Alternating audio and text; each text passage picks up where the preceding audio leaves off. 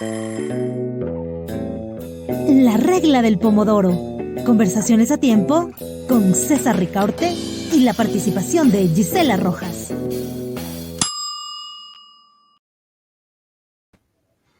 Hola amigos, bienvenidos a una nueva edición de La Regla del Pomodoro. Este programa estará dedicado a un tema del que poco se ha tratado públicamente y que ha sido un protagonista en los días de aislamiento por la pandemia. A propósito de que varios países han iniciado la desescalada, dando paso a la nueva normalidad.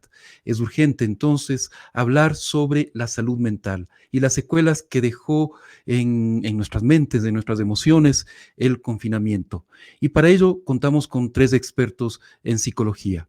Así damos la bienvenida a Álvaro Valdivia Pareja, fundador y director de Sentido, Centro Peruano de Suicidología. Perdón, esta palabra nunca la había pronunciado, debo reconocerlo, y prevención del suicidio. Máster en Salud Pública en especialidad de prevención del suicidio por la Karolinska Institute de Estocolmo, en Suecia, columnista de los diarios Perú 21 y Salud con Lupa, ponente oficial de TED por Lima 2019. Gracias por estar con nosotros, Álvaro. Muchas gracias por la invitación a ti, César.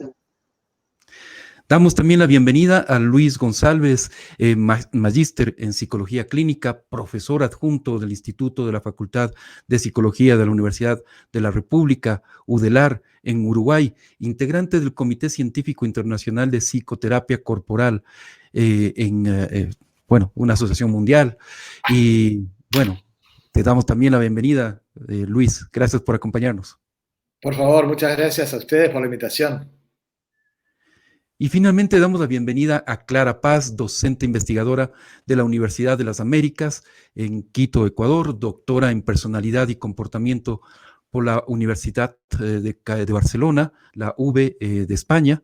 Actualmente mantiene la colaboración con el Grupo de Intervención en Psicología Clínica y de la Salud, perteneciente al Instituto de Neurociencias de la misma universidad, de la Universidad de Barcelona, en España. Sus intereses de investigación se centran en evaluación en salud mental. Gracias, Clara, por acompañarnos en La Regla del Pomodoro. Muchas gracias, César. Y bueno, una vez que hemos presentado a nuestros invitados, le doy paso a nuestra compañera Gisela Rojas, periodista de Al Grano, quien ofrecerá contexto y datos sobre la salud mental durante la pandemia. Gracias, Gisela, por acompañarnos esta tarde. Muchas gracias, César, y a todos los que están viendo esta nueva emisión de La Regla del Pomodoro.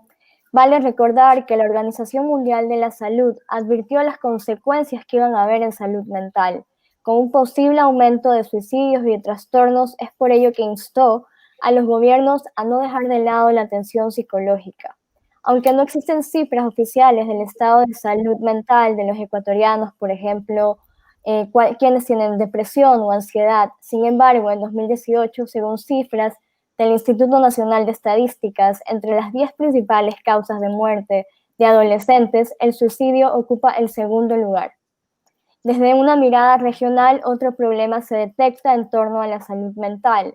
Según expertos, la mayoría de países en América Latina hacen muy poca inversión en salud y aún menos en salud mental.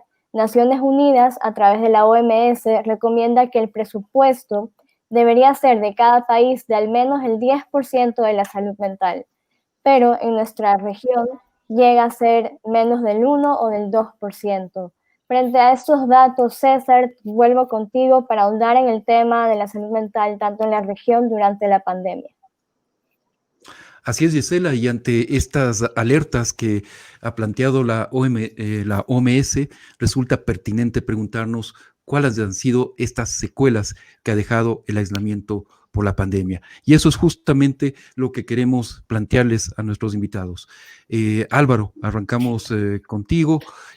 ¿Cuál dirías tú que es el panorama en este momento, considerando que llevamos ya más de 100 días, ¿no es cierto?, de que ha habido estos confinamientos en algunos países más, en algunos menos, pero es alrededor de 100 días, ¿no es cierto? ¿Qué secuelas está dejando esto en la salud mental de los ciudadanos en el Perú? Y si quieres, pues, aventurar en la región, bienvenido. Gracias, Álvaro. Muchas gracias nuevamente por la invitación. Sí, en realidad nosotros en Perú tenemos más de 100 días, hemos tenido más de 100 días de aislamiento social obligatorio. Actualmente en la gran mayoría de ciudades del país ya no es obligatorio, pero persisten algunas cuantas ciudades en las cuales esto todavía continúa. Y el panorama de salud mental en realidad es bastante complejo y es un tanto difícil de especificar porque aún estamos en pandemia. Entonces, los estudios que se están realizando a nivel mundial y a nivel también de la región de Latinoamérica todavía son bastante incipientes porque no tenemos una forma de comparar todavía un después, ¿no? Estamos todavía inmersos en la pandemia. Sin embargo, lo que se ha visto en términos de salud mental, que es bastante preocupante, son 4 temas bastante concretos, que son aquellos que se están viendo de la siguiente manera, ¿no? Justo existe algunos estudios en los cuales lo que se ha hecho es ver cuál es la predisposición de las personas con respecto a la salud mental y la pandemia, particularmente la ansiedad que pueden sentir a ser contagiados. Y los estudios que se hacen, lo que han estado haciendo es dividir a las poblaciones, por ejemplo, entre aquellas personas que se preocupan de manera promedio y aquellas que sufren mucho más porque tienen mucho más temor. En este último grupo, lo que se está viendo en términos generales es que tanto durante la época del confinamiento como lo que va a suceder y está sucediendo post, digamos, pandemia, son 4 diagnósticos que en realidad están presentándose con bastante fuerza, que son depresión, el diagnóstico de ansiedad generalizada, trauma o estrés postraumático y suicidio. Nosotros, particularmente en Lima, durante la época, debido a, digamos, el trabajo que realizo yo en Sentido, que es mi centro sobre prevención del suicidio en el país, digamos, nos llega información acerca de personas que han fallecido por suicidio o personas que lo han intentado, incluso desde antes, pero hemos tenido bastantes personas que han estado bastante mal. Ha habido muchas crisis emocionales severas, hemos tenido personas que han fallecido por suicidio, que lo han intentado durante la época de la pandemia, y en la actualidad esto persiste, acompañado de diferentes problemáticas que ya existían antes, ¿no? Porque siempre hay una predisposición también. Sin embargo, el hecho de que se exacerbe la ansiedad, la depresión y eventos que se pueden configurar como traumáticos hacen que esto sea bastante más complicado. No tenemos la posibilidad todavía de dar una información que sea 100% corroborada porque estamos todavía inmersos dentro de la crisis, entonces tenemos que esperar un poco más de tiempo. Sin embargo, las señales de alerta que estamos viendo son estas, y son esas a las cuales los sistemas de salud tienen que generar equipos multidisciplinarios a gran escala para poder trabajar con las personas que se sienten afectadas, sobre todo en Latinoamérica, donde tenemos bastante población de escasos recursos económicos. Gracias, Álvaro. Voy contigo, Clara. A la misma pregunta que planteo, es decir, cómo está el escenario general de la salud mental dentro del contexto de la pandemia, podríamos añadir 2 elementos aparte de lo que acaba de plantear Álvaro, y es un poco la incertidumbre que te plantea la misma pandemia, ¿no es cierto? Es decir, como esto es algo tan nuevo, realmente se genera cantidad de información, a veces contradictoria incluso, y además no sabemos cuándo va a terminar, ¿no es cierto? No tenemos idea de hasta cuándo se va a prolongar esta situación. Y lo segundo es los temas de crisis económica y de la angustia que puede traer perder el empleo o gran parte de los ingresos, ¿no es cierto? ¿Cómo caracterizas tú entonces en ese escenario la situación en el Ecuador? Realmente de eso, lo que tú acabas de comentar, que la situación en la que estamos experimentando esta pandemia no es solo el hecho de tener frente a nosotros una enfermedad, sino que también es el hecho de todas las situaciones sociales a las que experimentamos frente a esto, no solo las personas que han tenido la enfermedad en sí, sino además también las personas que han tenido que estar en este confinamiento. Nos enfrentamos, como tú dices, a probablemente una recesión económica. También tenemos como mucha incertidumbre, las personas comienzan a pensar acerca de qué va a ocurrir después de la pandemia. Y claro, estas son estresores importantes. Hay que tener en cuenta que esta situación ha sido una situación de emergencia. Por lo tanto, también las respuestas de las personas se evidencian así, ¿no? Con síntomas de ansiedad, de depresión y de estrés en respuesta a esta situación de emergencia. Entonces, por lo tanto, hay que esperar como un tiempo para poder entender qué es lo que va a ocurrir. Sin embargo, ya se advierten situaciones y estas situaciones a las que nos enfrentamos podría ser lo que se ha denominado la tercera ola, ¿no? Tenemos diferentes olas de lo que va a ocurrir en la pandemia y la tercera ola sería la ola de salud mental. Es afrontar estas consecuencias, ¿no? Afrontar el panorama al que nos espera después de haber vivido esta experiencia. Nosotros ahora desde la universidad ya tenemos algunos datos. Hicimos una investigación y nos enfocamos en las personas que han tenido la enfermedad y tenemos datos acerca de los síntomas de ansiedad y depresión de estas personas, de las personas que tuvieron la enfermedad y aquellos que estaban en su momento como sospechosos de la enfermedad, ya que habían tenido contacto con personas que habían adquirido la enfermedad. Y sí, hemos notado que hay la existencia de prevalencia de ansiedad y de depresión. Y lo hemos comparado con algunos estudios que existen en China y tenemos como unos datos que nos indican que estos síntomas han sido un poco más elevados, la prevalencia ha sido más elevada que la presentada en China, que son los estudios que tenemos por ahora acerca de la salud mental. Así que sabemos ahora ya de primera mano aquí en Ecuador que sí existe una afectación ahora mismo y seguramente habrá que estudiar más para las implicaciones futuras, pero como según lo advierten muchos de los especialistas, sí nos enfrentamos a esta tercera ola, a esta cuarta ola, perdón, en donde la salud mental será el foco de atención. Gracias, Clara. Voy contigo, Luis. La pandemia ha sido bastante más leve en Uruguay, pero la situación de confinamiento, de incertidumbre, la crisis económica, yo creo que es regional, afectado a toda la región.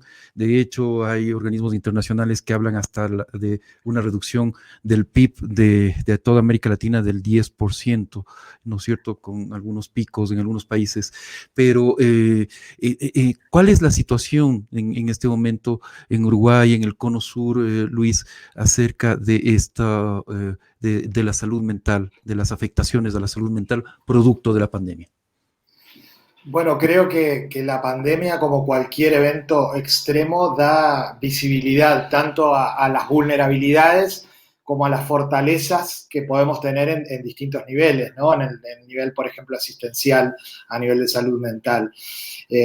Obviamente la pandemia va a ser un gran analizador de cuán lastimado puede llegar a quedar o a estar previamente un tejido social, cuán contenedora puede ser también la malla institucional, ¿no? Desde el punto de vista político, desde el punto de vista educativo, desde el punto de vista sanitario.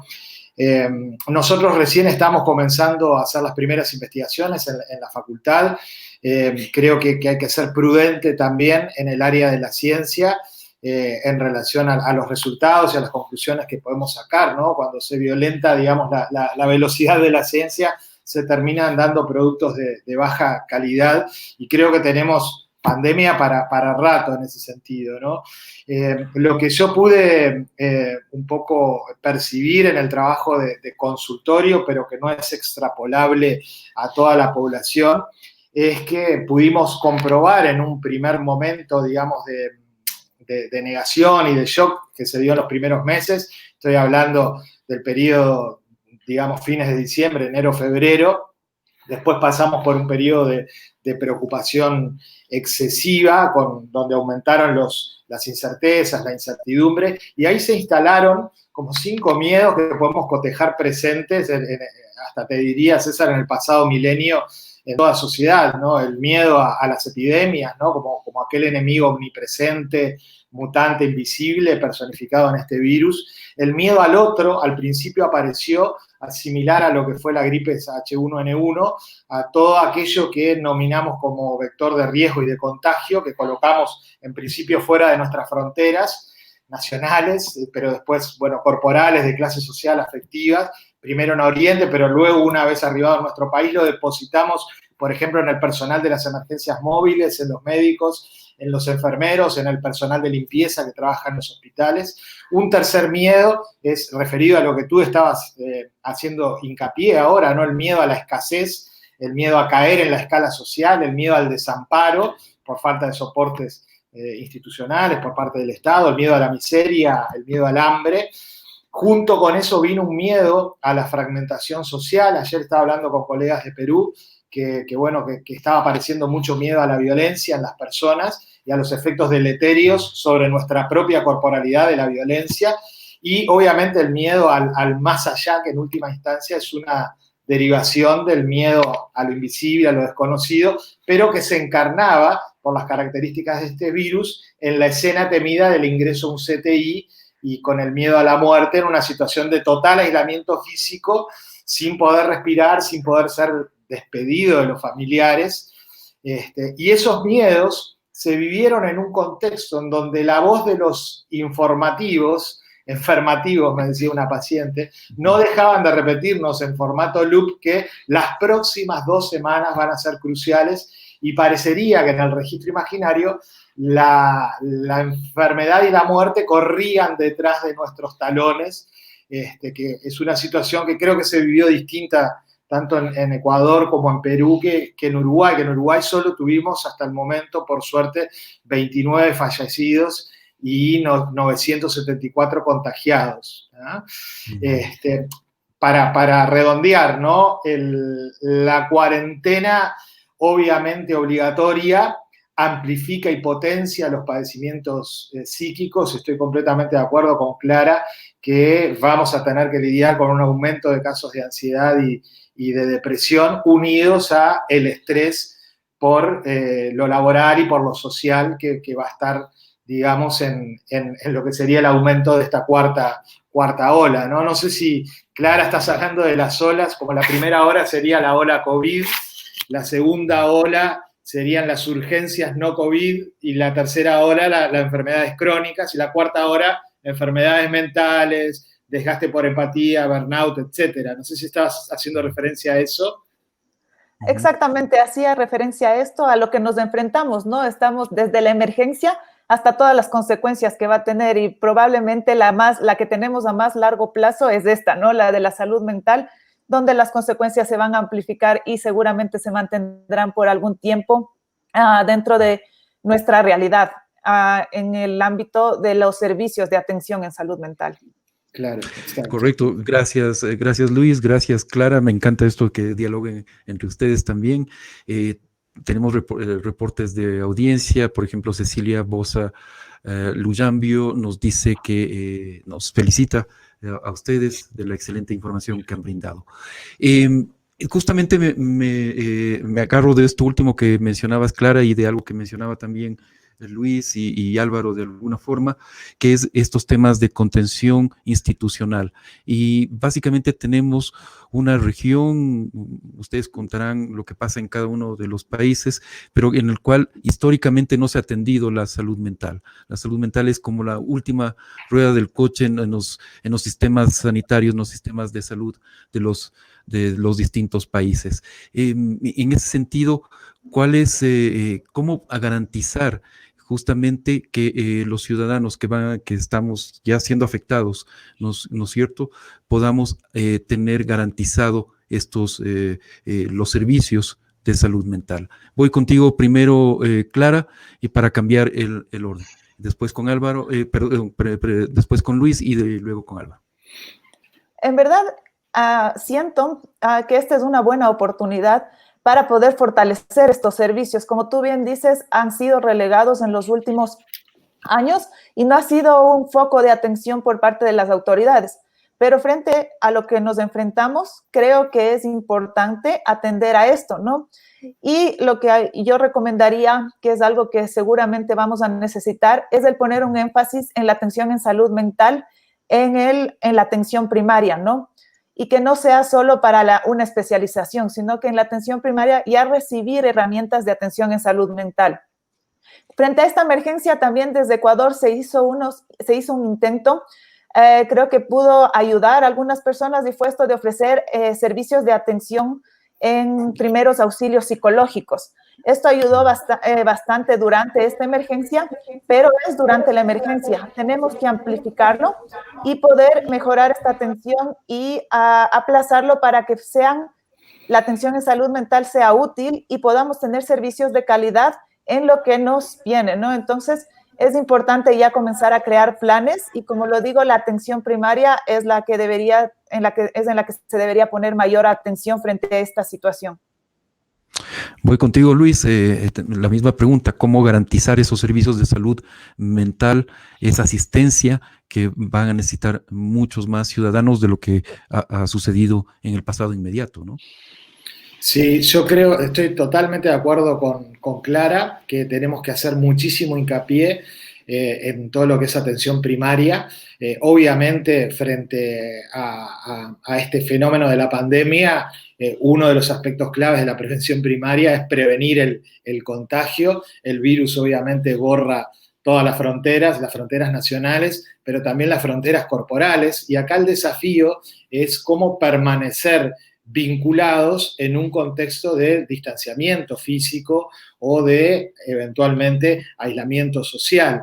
Entonces ahí yo creo que es muy importante el lugar que puede llegar a tener la psicología.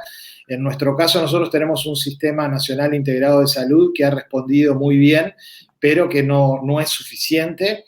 Creo que si de algo funcionó la pandemia como un analizador es poner a la ciencia en las leyes presupuestales en el lugar que se necesita, ¿no? Esto implica equipos de profesionales, equipos de científicos insertos en el Estado, formando a veces unidades mixtas, dialogando permanentemente con las universidades, con los centros productivos, también del sector privado, y hacer sinergia desde ahí, ¿no? Voy a tirar un palo para un gallinero que no es el de la psicología, pero creo que no tenemos que, que legitimar desde la psicología ningún tipo de ilusión de que a partir de, por ejemplo, inhibidores selectivos de recaptación de serotonina, antidepresivos o de benzodiazepinas, ansiolíticos, vamos a poder resolver las problemáticas sociales, por ejemplo, las problemáticas emocionales o las problemáticas vinculares que se van a generar a partir de esta pandemia, ¿no? Sería para mí absolutamente inconveniente de que el Estado, a través de los dispositivos clínicos, comenzara a repartir psicofármacos, take your pills, como si fueran candies, como si fueran chicles, y creo que es algo que tenemos que evitar con una mayor presencia de la psicología en todos los aparatos del Estado, sobre todo también en los aparatos en donde se decide, porque ha habido una predominancia muy grande de la medicina y me temo que también a la hora de ejecutar políticas de salud de la psiquiatría sobre la psicología. Y creo que es muy importante que nosotros, a través de la investigación, a través de la asistencia en la Universidad de la República, la Facultad de Psicología, se ha hecho mucho hincapié en generar dispositivos, una multiplicidad de dispositivos, ¿no? Primeros auxilios emocionales, por ejemplo, pero también atender el tema de la suicidología, el tema de la violencia de género, por ejemplo, de los trastornos de ansiedad y la superposición de traumas de desarrollo con el trauma por shock, y creo que la psicología tiene que tener un discurso a la altura de las consecuencias, pero para eso también tiene que darse esta conjunción, ¿no?, con la psiquiatría y con la medicina. Gracias, Luis. Álvaro, termino este segundo bloque contigo y tu visión acerca justamente de cómo preparar los sistemas de salud públicos para poder atender a las personas, a los ciudadanos que lo requieran. Sí, en realidad he escuchado con mucha atención lo que ambos dijeron porque me parece que han dado información muy pertinente. Yo quisiera aportar desde otra mirada, también por mi experiencia como educador. Yo creo que en realidad lo que nosotros tenemos que hacer es, antes de pensar en cómo vamos a abordar o cómo vamos a generar mayores alianzas con atención primaria, con los sistemas de salud, creo que lo que tenemos que hacer es hacer una educación hacia la población en general, porque mientras las personas no sepan que salud mental es muy importante o a veces hasta más importante que salud física, va a ser muy difícil que los profesionales primero tengan interés y luego puedan efectivamente hacer un trabajo que sea lo más pertinente posible.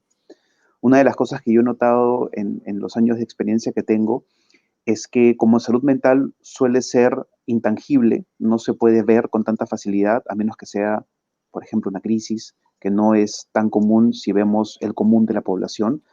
a diferencia de salud física, donde es mucho más evidente lo que sucede, es mucho, por poner un solo ejemplo concreto, ¿no? Hacer una prueba rápida de COVID, por ejemplo, implica un material, implica algo tangible que se puede ver, que se utiliza.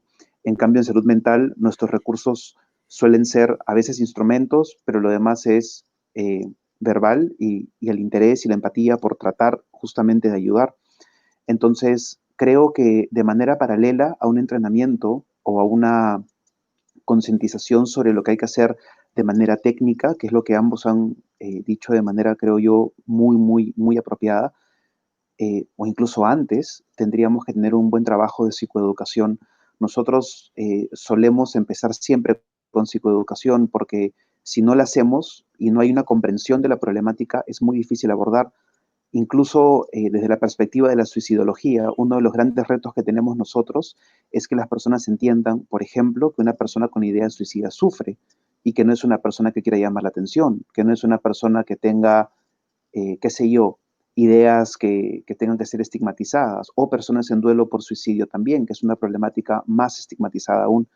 Entonces, creo que nosotros tendríamos que hacer un trabajo multidisciplinario donde la psicoeducación tenga la misma importancia que el entrenamiento técnico, porque si no, no funciona de nada. De nada me sirve a mí, por ejemplo, entrenar a un terapeuta para que atienda a un paciente que tiene COVID e ideas suicidas, si el terapeuta piensa que la persona está loca por quererse suicidar, por ejemplo, que es bastante común tener un mito o una idea estigmatizante de este tipo. Entonces, creo que ese aporte sería también importante considerar. Correcto, gracias, gracias Álvaro. Valdría la pena también hablar de quienes han estado en primera línea en esta pandemia y que han sufrido, han vivido en primera persona, en carne viva, las consecuencias más terribles de la pandemia. Hablamos de médicos, enfermeras, pero también hablamos de gente como policías, fuerzas de seguridad, la gente que hace la recolección de basura, gente que mantiene servicios funcionando, incluso periodistas, ¿no es cierto?, que tienen que también estar en la calle, seguir reportando. ¿Qué otros grupos o cómo miran ustedes a estos grupos sociales que han sido los que han llevado gran parte del peso de afrontar la pandemia? ¿Qué efectos puede tener en estos grupos profesionales la pandemia? Voy contigo primero, Luis, para cambiar el orden, luego con Álvaro y finalmente con Clara. Bien, esta división que haces es muy importante. Nosotros la habíamos pesquisado en la universidad como las personas que estaban haciendo cuarentena sin aislamiento, ¿no? Como personal de salud, periodistas, trabajadores del comercio, del transporte, trabajadores de la construcción ahora que empezaron a trabajar nuevamente en nuestro país hace casi un mes, policías, militares, todo el personal que estaba abocado a la producción de alimentos, se diferenciaba de las personas que estaban, digamos, aisladas, pero en compañía en los momentos de confinamiento, y de las personas que estaban aisladas en soledad, ¿no?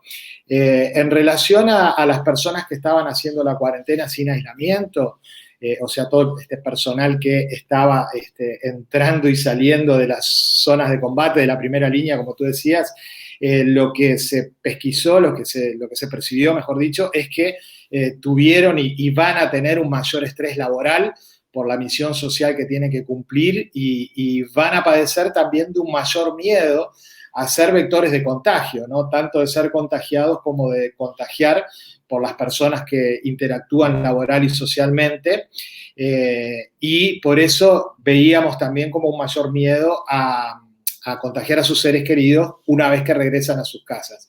Lo que vimos con estas personas es que necesitaban muchísimo de soportes afectivos luego de sus intensas jornadas laborales, y lo que van a tener que buscar o encontrar, ya sea en sus círculos de pares, en su unidad social básica, en sus amistades o en un espacio psicoterapéutico, es una red afectiva a través de esta red de contactos que va a ser fundamental para el soporte, el sostén que encuentre después de la tarea, ¿no?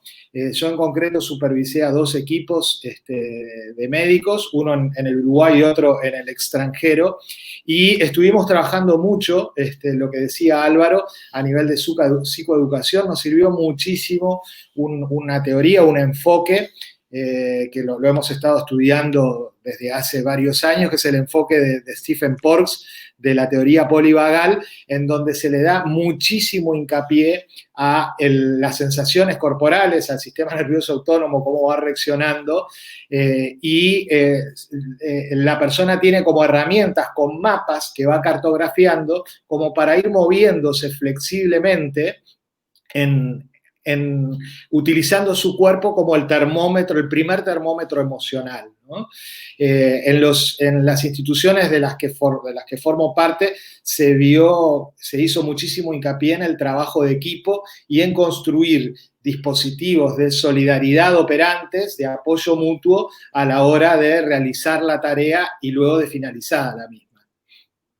Gracias, Luis. Álvaro, voy contigo. Entonces, repito la pregunta, ¿cómo atender a estos grupos que han estado en primera línea de atención a la pandemia?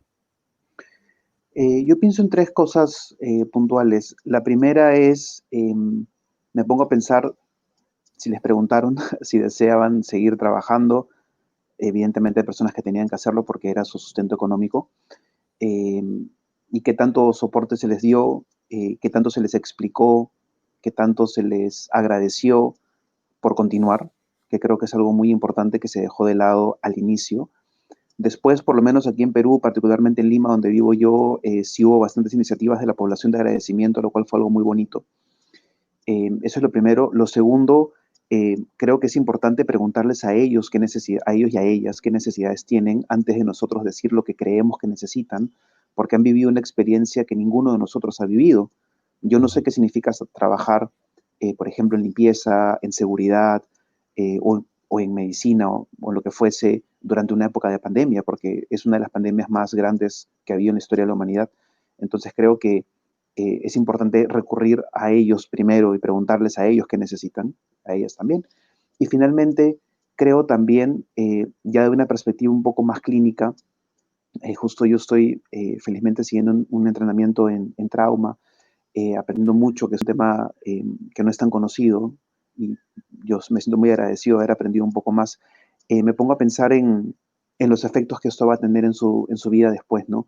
Independientemente de que se les agradezca, independientemente de que se sientan contenidos, de hecho son vivencias muy fuertes. Toda esta época de pandemia es una época traumática para todos, ¿no? No es algo que haya terminado, porque como bien decían, como hemos dicho los 4, ¿no? No ha terminado, estamos todavía inmersos en toda esta problemática. No sabemos cuándo va a acabar, no sabemos si nos van a volver a aislar, o sea, hay mucha incertidumbre y esto genera mucha predisposición y nuevamente muchos eventos que pueden configurarse como eventos traumáticos también. Y con este personal que está trabajando bajo estas condiciones, luego de preguntarles qué es lo que necesitan, creo que sería muy importante también indagar en cuáles son aquellas repercusiones que ellos están teniendo como consecuencia de lo vivido y poderles apoyar en eso, porque son vivencias que solamente ellos y ellas van a poder comprender, porque nosotros no las hemos vivido, ¿no? Entonces creo que es muy importante que nosotros como sistema de salud no impongamos o hagamos un protocolo estándar de lo que nosotros creemos que es lo ideal, sino que obtengamos la información de quienes lo han vivido y construir una ayuda en función a eso. Gracias, Álvaro. Clara, sí estás en sala, ¿no? Te vi un momento. Sí. Perfecto. Sí. Estamos analizando cómo ha afectado, ¿no es cierto?, la pandemia en la salud mental de estos grupos que han estado en primera línea de combate a la pandemia o que han mantenido a nuestra sociedad funcionando más allá de la cuarentena y de lo que la mayoría de nosotros ha tenido que vivir aislándose en casa. Y introduzco 2 elementos que me parece que es interesante que quizás quieras comentar. Uno que es justamente lo que se planteaba ya Luis, Álvaro, de alguna forma lo plantearon, que es el tema de la soledad, ¿no es cierto? De cómo muchas de estas personas incluso han tenido que voluntariamente aislarse de sus familiares para no ponerlos en riesgo. Y lo segundo es, no sé si en el Ecuador se les ha agradecido lo suficiente o hemos sido más bien un poco ingratos con quienes han estado en esta primera línea de la pandemia. Clara. Bueno, sí, ciertamente concuerdo con muchos de los puntos de vista presentados por los colegas y creo que sí, o sea, en verdad estas son las personas que se han enfrentado directamente con la situación y han tenido que experimentar situaciones, bien sean de trauma y, como tú también dices, situaciones de soledad, de aislamiento, que seguramente van a tener repercusiones en su forma de vivir, ¿no?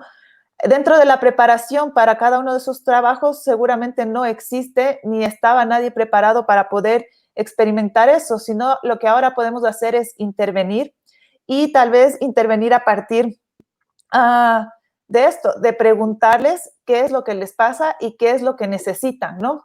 Tal vez sí, para algunos puede ser que lo que necesitan es sentirse agradecidos, sentir que hay un agradecimiento de parte de las otras personas del trabajo que están realizando, pero para otros también estas necesidades pueden ir desde necesidades básicas, ¿no? Como en ayuda en algunas tareas, porque ciertamente esto no solo ha afectado en su trabajo, sino que las relaciones también se han visto afectadas, ¿no? Al tener que tener un trabajo en donde se enfrentan a este riesgo constantemente, como tú dices, se han aislado de sus familias o han tenido que dejar a sus hijos al cuidado de otras personas. Entonces también se quedan secuelas en lo relacional que también deben trabajarse. Por lo tanto, es importante atender a una de las necesidades. Y concuerdo con esto de que en psicología no existe una píldora mágica y no existe tampoco una reacción mágica ni una intervención mágica. Las intervenciones se adhieren y se ajustan a las necesidades de cada una de las personas, ¿no? Entonces podemos trabajar desde ese sentido y la principal es quien sabe de lo que le está pasando es la misma persona. Y en razón de esto, que puede tener que ver con esta situación, es que nosotros hemos hecho un pequeño estudio monitorizando, pero no exactamente a las personas que se han enfrentado, sino a las personas que han ofrecido primeros auxilios psicológicos, ¿no? Estábamos evaluando durante todas estas semanas, esta es la semana 14 de la que tenemos datos y hemos ido prestando atención en qué le estaba ocurriendo, ya que ellos no se enfrentaban directamente con la enfermedad, pero recibían llamados, porque era de una línea de atención psicológica, recibían las llamadas de personas que estaban en crisis o personas que tenían problemas relacionales o personas que estaban trabajando y se enfrentaban a la enfermedad directamente. Entonces, nosotros hemos estado monitorizando a las personas que han atendido estas llamadas, que son psicólogos, y hemos visto esto como bastante variabilidad en cómo se han ido sintiendo y cómo ha ido cambiando su malestar psicológico a lo largo del tiempo.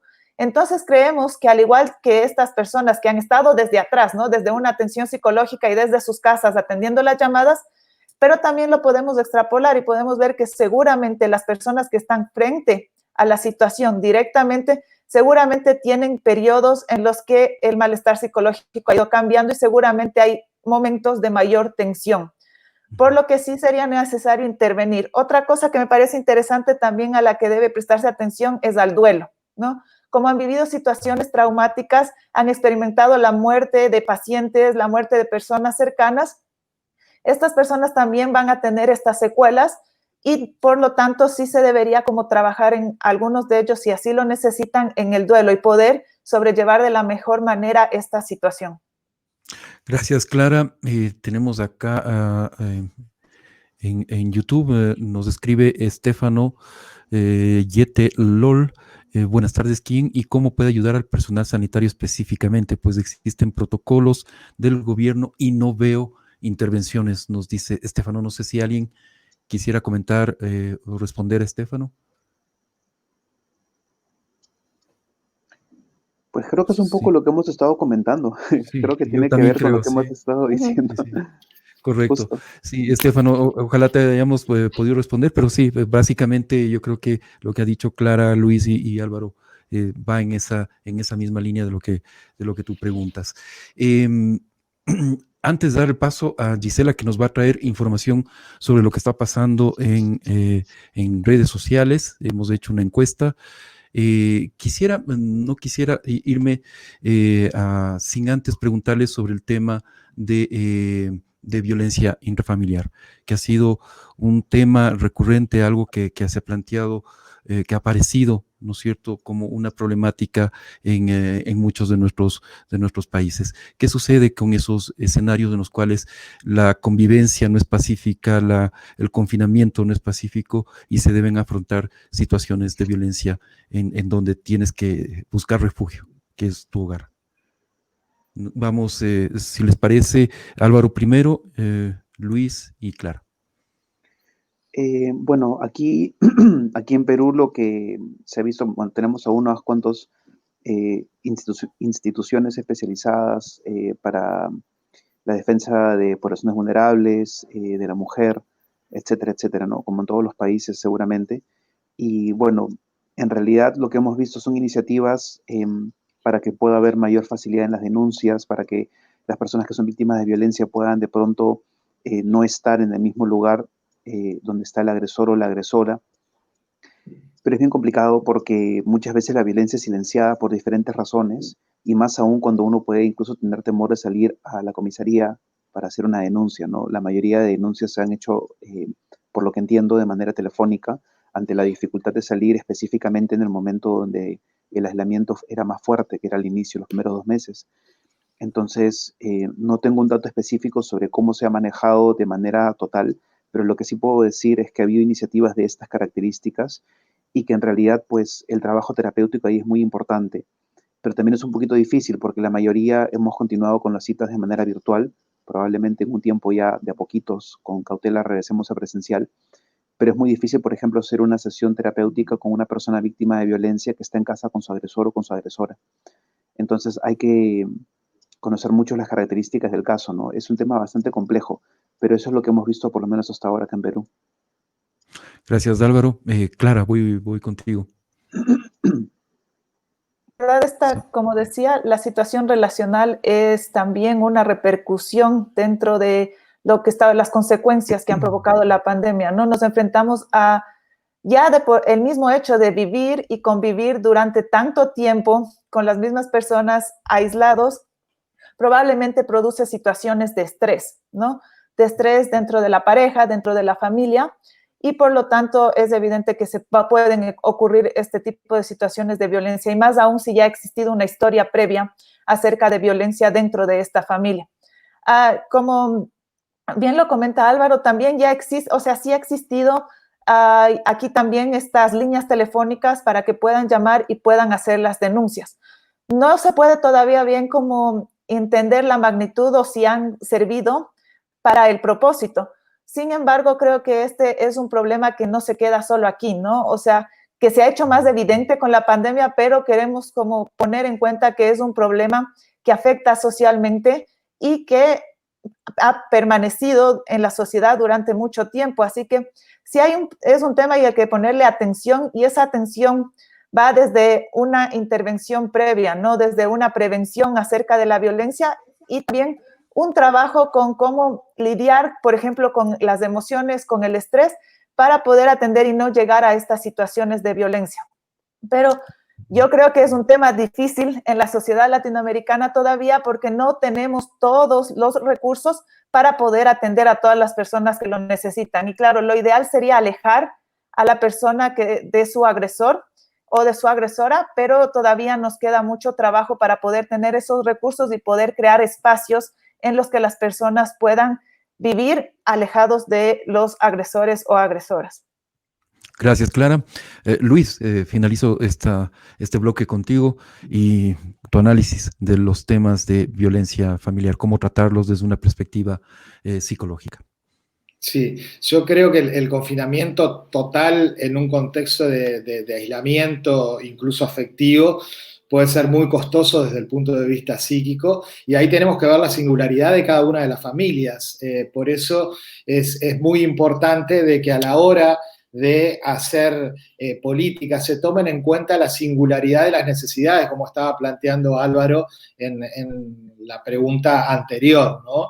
No es lo mismo el encierro en el medio de una separación de una pareja que en el contexto de una luna de miel, obviamente, ¿no? Y la cuarentena voluntaria que experimentamos acá en nuestro país, ¿no? Muchas personas ya la vivían también todos los días en su vida, algunos en absolutamente soledad, como diría un cantante argentino, yendo de la cama al living, otros yendo de la casa al trabajo, del trabajo a la casa. Cada situación es absolutamente singular, algunas podían ser vividas en un contexto de traumático importante como de violencia de género, ¿no? En este contexto de violencia, mucha gente puede experimentar un reacondicionamiento del sistema nervioso asociado incluso a traumas pasados o presentes, ¿no? Quizás la peor situación en el seno de una familia se va a dar en entornos en donde había abusos por parte de adultos, de niños o de adolescentes, o donde había una mala convivencia entre los padres antes de la cuarentena, como planteaba Clara, ¿no? Y si se fuerza a un pequeño grupo de este tipo a permanecer confinados por un largo periodo de tiempo, el resultado probablemente sea malo. Entonces tiene que haber una diversidad de dispositivos también que puedan atender desde consultas telefónicas hasta intervenciones puntuales, en lo que tiene que ver con la consulta en sí, ¿no? Creo que ahí es muy importante incluso para el psicoterapeuta que está tratando a una persona que está en un contexto de violencia familiar, por ejemplo, violencia de género, hasta te diría, fíjate cómo estaría rompiendo el encuadre clásico y tradicional, estar pendiente de las redes sociales, de lo que pueda estar publicando, por ejemplo, la persona y dando señales de forma tal de poder intervenir a través de los distintos dispositivos de denuncia que hay en relación tanto a la violencia de género como a la violencia general, ¿no? Violencia familiar, Luis. perdón. Sí, gracias, Luis. Vamos ahora sí con Gisela, quien nos tiene información acerca de lo que ha sucedido con esta encuesta en redes sociales. Gisela, cuéntanos. Sí, así es, César. Además de las preguntas y comentarios que ya hemos visto, hicimos una encuesta en nuestras redes sociales para ver si los seguidores, nuestros usuarios, han sentido que su salud mental ha sido afectada o no durante la pandemia. Entonces, en Instagram y en Twitter tenemos que el 71% de los encuestados respondió que sí, efectivamente han sentido que su salud mental ha sido afectada durante este tiempo de aislamiento, frente a un 29% que respondió realmente no sentirse afectado. Bueno, con esta información te doy paso, César, para comentar los resultados. Gracias, Gisela. Quisiera que los invitados subieran a la sala. Gracias, Oscar. Bueno, ¿qué opinión tienen de este resultado de esta encuesta en redes sociales? Sabemos que no es representativa de ninguna manera, estadísticamente no tiene valor, pero sí nos da señales de lo que pueden estar pensando muchas personas en redes sociales. ¿Qué opinan? Álvaro, quizás voy contigo primero. No estoy muy seguro cómo opinar, justamente por lo que comentas, ¿no? Yo creo que es quizá lo que en esa muestra se les ha preguntado y lo que ellos sienten que es importante de saber. De hecho, hay personas que no están tan afectadas como otras porque tienen diferentes maneras de vivir y de afrontar las situaciones, ¿no? Eso es lo que podría decir. Correcto, gracias. Álvaro, no sé si Luis, Clara, quieren también ensayar algún comentario al respecto. Sí, haciendo un análisis, no soy sociólogo, ¿no? Pero haciendo un análisis así a grosso modo, creo que si tomáramos esa encuesta como algo de lo verosímil, ¿no? No como una voluntad de poder, de que sea algo verdadero, pero como algo dentro de lo verosímil, creo que hemos hecho consciente nuestro lado más humano, que somos de las especies más débiles y frágiles que habitan este planeta, ¿no? Durante mucho tiempo nos paramos sobre esta roca como desde un lugar excesivamente narcisístico, digamos, intentando equipararnos con dioses o con semidioses. No somos ni dioses ni semidioses, tenemos un alto sentido de vulnerabilidad Y la pregunta, un poco para devolver a la encuesta, relacionada a la primera pregunta que tú habías hecho, César, es si nuestro sistema de salud está preparado para una epidemia de trastornos mentales, ¿no? Para un 71% de la población que se vea resentida en toda su salud mental, ¿no? Correcto. Clara, ¿quieres comentar algo? Sí, quería comentar que a mí me llama la atención a las personas que no han experimentado cambios en su salud mental, pero también de una forma buena, ¿no? Porque seguramente hay mecanismos o de afrontamiento que estas personas han podido tener para poder atender a todo el momento de crisis que hemos estado viviendo, ¿no? Entonces también sería interesante en algún momento poder estudiar qué es lo que ha llevado a que estas personas puedan sentirse que no hayan tenido cambios y qué les ha llevado a poder regular sus emociones y a poder mantenerse con un bienestar durante esta época.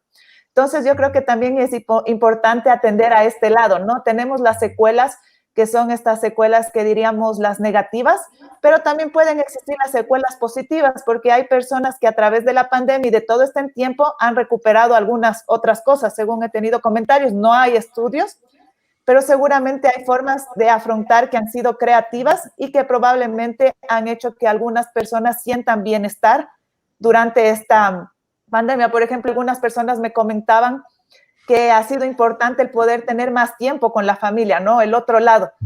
Fuera de la pandemia estaban en situaciones en las que tenían todo el tiempo su trabajo y poco tiempo para atender a la familia. Muchas personas ahora han podido disfrutar de su familia, personas con hijos pequeños han podido estar con sus hijos durante más tiempo. O también otras personas han encontrado formas creativas de afrontar, ¿no? Han renacido o han surgido ideas o nuevos proyectos y esto ha hecho también que existan como formas nuevas y esto se ha visto en mucho de lo que hemos hecho, ¿no? Hemos tenido, no sé si es mi sensación, pero muchos webinars, mucha gente proponiendo sus ideas, muchos conversatorios, y esto también es una consecuencia, ¿no? La gente también ha tenido más tiempo para pensar y de esto también podrían surgir algunas cosas que pueden tomarse como positivas. Así que las secuelas también yo los veo de esta forma.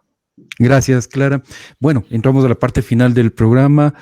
Sacamos el relojito Pomodoro que tengo aquí, este gatito Pomodoro, y voy a darles a mis invitados 3 minutos exactamente para que nos den las 3 claves que ellos consideran acerca de la salud mental en la pandemia. Comienzo contigo, Álvaro, que sé que estás a punto de iniciar una clase, así que tienes que salir corriendo del programa. 3 minutos entonces, Álvaro, para que nos des las 3 claves a tu juicio de la salud mental en la pandemia. Sí, muchas gracias y me disculpo por eso, justo, sí, efectivamente tengo que editar una clase. La primera creo que es el entender que todavía estamos inmersos en una pandemia y que tenemos que tener bastante calma y paciencia para saber qué cosa es lo que vamos a necesitar después de esto, porque el después aún no ha llegado. Entiendo que muchas personas desean saber esto por adelantado porque tenemos mucha ansiedad, pero creo que es importante saber que esto no ha terminado y que por ende necesitamos tener un poquito más de paciencia para esto. Lo segundo, creo que es la empatía y la falta de, y el no estigmatizar, ¿no? Muchas personas han sido estigmatizadas por diferentes razones, incluso por tener COVID o coronavirus, ¿no?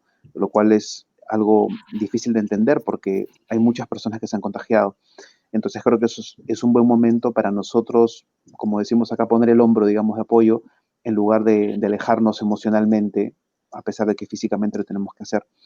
Y lo tercero, creo que es justamente lo que estamos creando en esta linda, y muchas gracias por la invitación nuevamente y por los comentarios tan bonitos de todos, ¿no? Estos espacios, tanto de conversación como educativos, en donde podamos hacer psicoeducación, podamos sensibilizar a las personas para que comprendan la importancia de la salud mental, porque mientras no lo comprendamos va a ser mucho más difícil. Visibilizarlo de esta manera creo que es algo muy importante. Me parece que esas son las 3 partes más importantes de la salud mental. Gracias. Muchísimas gracias, Álvaro. Te has tomado menos de 3 minutos. Suerte con tu clase y gracias por acompañarnos en este programa. Voy contigo, Clara.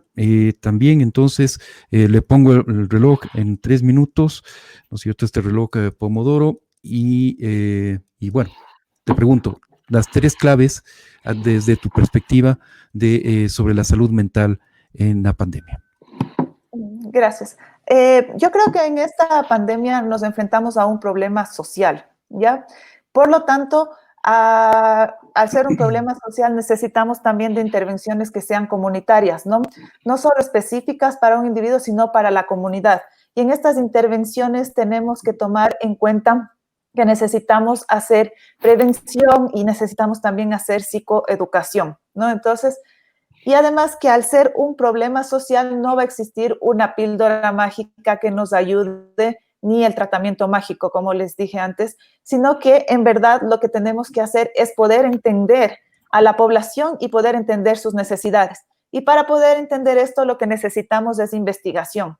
Investigación que vaya al paso con cada una de las necesidades de la población para poder entenderla y así poder llegar a conclusiones y a intervenciones que se acomoden a estas necesidades. Así que yo creo que esto es lo más importante, poder continuar con la intervención. Y también algo muy importante que creo que se ha dejado de lado es que deberíamos, a partir de esto, creo que las personas han comenzado a conocer más acerca de la salud mental. Antes no se tenía mucho conocimiento y esto ha provocado que ahora tengan más esto en su mente y sean capaces también de poder reconocer que tienen algún síntoma o alguna necesidad de atención y de salud mental y que puedan dirigirse a los servicios. Eso sí, esperamos que se puedan crear más servicios y que estos se ajusten a las necesidades. Gracias, Clara. Justo tus 3 minutos. Luis, voy contigo entonces. Voy a volver a poner el relojito. Mi gato Pomodoro, y tienes 3 minutos para tus 3 claves acerca de la salud mental en la pandemia. Bien, yo he aprendido mucho en esta pandemia, me lo he tomado como una psicoterapia salvaje, ¿no? Para repensarme. Creo que a grosso modo podemos sacar conclusiones generales. Hay muchas situaciones paradojales, ¿no? La circulación del virus está haciendo vana en algún sentido la circulación del dinero. Yo me quedé absolutamente asombrado de cómo en este trimestre el poco dinero que gasté, relacionado a lo que planteaba Clara, la poca necesidad que tuve de gastar dinero, pero creo que el mayor impacto que creo que ha tenido en mí y en los equipos que coordino y en los que trabajo es que nos hemos dado cuenta de cómo dependemos los unos de los otros. Se nos hizo evidente que necesitamos que nos cuiden y cuidar del otro. Cuidar al otro es cuidarnos y cuidarlo en un momento de reciprocidad, en este caso ahora. Creo que hoy nuestro mayor desafío quizás sea, por primera vez en la historia, recrear el valor de la vida, recrear lo vivo en nosotros, entre nosotros y más allá de nosotros. La manutención, la preservación y la afirmación de la vida, por ejemplo, en oposición al capital. Y creo que el gran desafío es cómo cuidar y cuidarnos sin dejar de vincularnos en esta pandemia. Creo que ese es un punto importante. Y en última instancia, hacer todo para que el otro viva. Luis, hay una pregunta del público que quisiera que la contestaran, nos ayudaran contestándola. Nos dice Mafe Almeida, ¿nos podrían dar tips para cuidar nuestra salud mental, especialmente para aquellas personas que estamos sometidas o sometidos a fuertes cargas de estrés en casa con niños pequeños? Ahí está la pregunta de Mafe Almeida. Luis, ¿quieres contestar? ¿Quieres darle algún tip, algún consejo a Mafer Almeida? Yo no soy muy bueno para los tips, siempre me equivoco cuando doy tips. Pero, a ver, unido a lo que planteaban tanto Álvaro como Clara, ¿no? Hay cierto tiempo liberado a través de la pandemia que deberíamos tratar de que se vuelva a tiempo libre, ¿no? Esto implicaría buscar, por ejemplo, nuevas formas de trabajo, buscar aprender de la crisis, desarrollar metas realistas, el poder tener un contacto, digamos, singular que no lo podíamos tener previamente, como planteaba Clara, creo que es clave.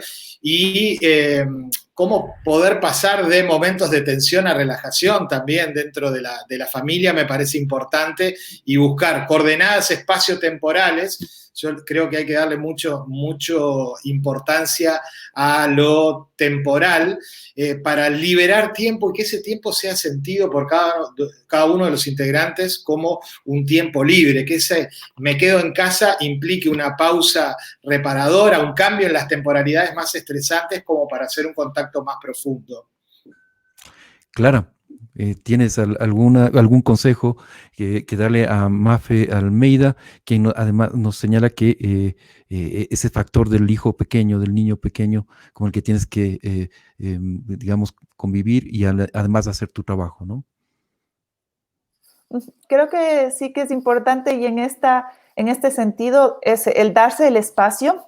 Creo que es algo que es necesario, darse el espacio y también pedir ayuda, ¿no? O sea, este es diría, un consejo que a veces las personas no lo toman en cuenta y es eso, ¿no? A veces decir estas necesidades hacia los que te rodean para así también poder recibir ayuda y darte el espacio, ¿no? Yo sé que puede existir momentos de estrés con los niños pequeños, pero tal vez se puede buscar ayuda a ver cómo poder lidiar para tener un momento para ti misma, en este caso de Mafer, tener un momento para ti misma en el que puedas reducir este estrés y puedas tener actividades propias, ¿no? Así que también es esto, atender a las necesidades y con esto tratar de buscar ayuda en algunos momentos para poder sobrellevar esta situación.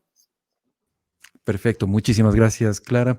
Bueno, también nos volvió a escribir Estefano, que nos pregunta con quién comunicarse, no a las líneas del 171, y bueno, quizás ahí producción nos pueda ayudar con algún teléfono que proporcionale a Estefano para conseguir asistencia, ayuda.